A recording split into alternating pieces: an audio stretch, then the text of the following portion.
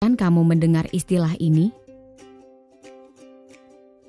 Dalam keseharian, setiap individu mengalami berbagai situasi dan kondisi yang akan mempengaruhi hidupnya.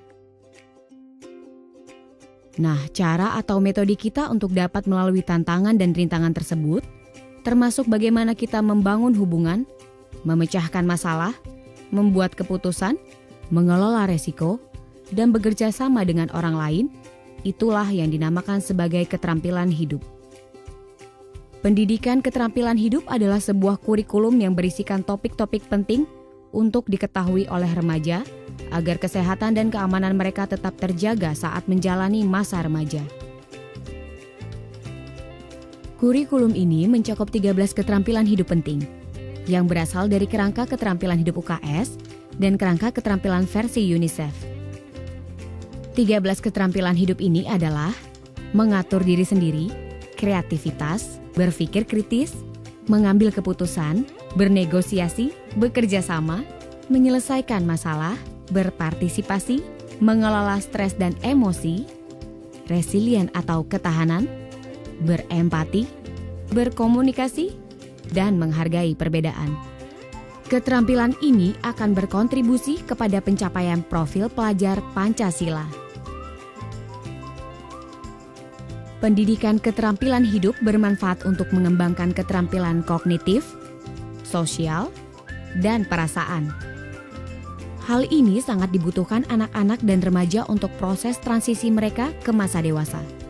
Dampak terhadap anak dan remaja yang mendapat pendidikan keterampilan hidup antara lain dapat menghargai diri sendiri, mempunyai kesadaran diri, mampu mengidentifikasi dan mengelola perasaan mereka dan lebih peka terhadap perasaan orang lain, mengatur diri sendiri, mampu mengekspresikan perasaan mereka dengan cara yang positif, kreatif, tapi juga tegas, mampu membuat hubungan yang saling menghormati dan menguntungkan kedua belah pihak, termasuk persahabatan, mampu membuat keputusan yang berpihak kepada masa depan mereka, mampu membuat keputusan berdasarkan informasi yang cukup untuk hidup mereka, lebih percaya diri dalam menggali dan menampilkan bakat, sehingga mereka lebih menemukan kepuasan dan berkontribusi pada kebaikan yang lebih luas.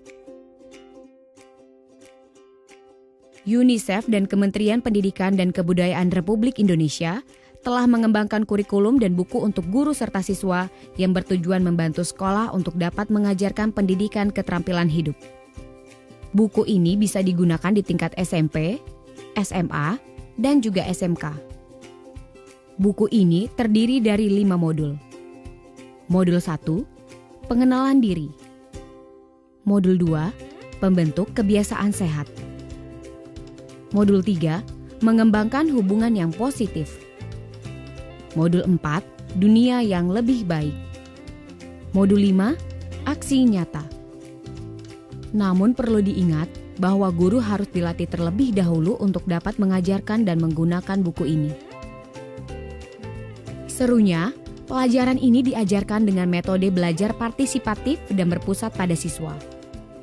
Metode yang digunakan adalah permainan, drama, studi kasus, dan diskusi kelompok. Proses ini akan membangun keterampilan siswa untuk berefleksi, berpikir kritis tentang kehidupan mereka sendiri serta lingkungan sekitar mereka, dan untuk memecahkan masalah. UNICEF dan Kementerian Pendidikan dan Kebudayaan Republik Indonesia akan menyediakan program pelatihan guru, dan pelatihan ini akan dilakukan dalam 3 tahap.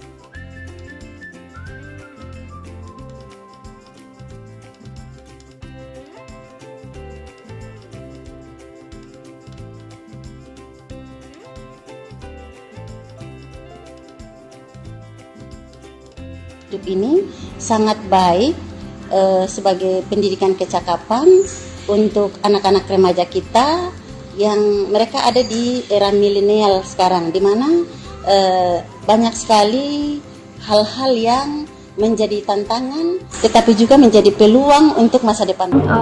Mengajarkan PKH di kelas yaitu mulai dari metode-metodenya. Karena kenapa? Metode-metode mengajar yang ada di PKH ini berbeda dengan di mata pelajaran lainnya. Sebagai fasilitator dan lebih banyak memberikan kepada anak untuk mengungkapkan cerita mereka. Jadi terjadi di beberapa anak yang tadinya anaknya pendiam, dia jadi bisa mengungkapkan perasaan, dia terbuka, karena ya itu tadi kan tidak ada dalam PKH itu tidak ada jawaban yang salah maupun benar. Ya, ketika dia bisa mengungkapkan perasaannya atau bicara pun itu kita sudah kasih nilai. Dan satu yang kebersihan, misalnya kebersihan itu ada di masa pandemi itu cuci tangan ya, sering cuci tangan.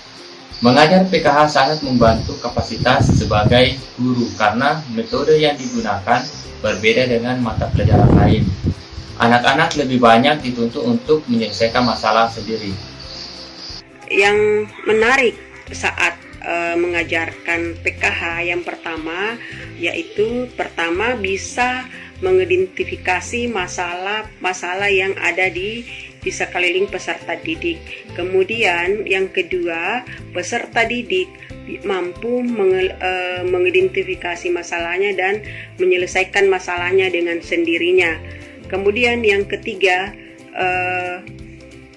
mengajarkan PKH itu sangat mendukung kapasitas sebagai guru. Di dalam pembelajaran pendidikan kecakapan hidup, kita mengeksplorasi kemampuan dari anak-anak. Kita menggali potensi dari anak-anak dan menumbuhkan rasa percaya diri dari anak-anak. Sehingga anak-anak tidak takut mengemukakan pendapat, tidak takut untuk bertanya, dan mereka semakin berani untuk mengemukakan pendapat atau argumen mereka. Harapan saya pendidikan kecakapan hidup ini diterapkan di seluruh satuan pendidikan. Sebenarnya harus mulai dari SD, SMP, dan SMA. Jadi marilah kita berpartisipasi aktif pada program pendidikan keterampilan hidup, agar menjadi bekal dalam membantu remaja kita mempersiapkan diri mereka untuk memasuki dunia kerja pada abad 21.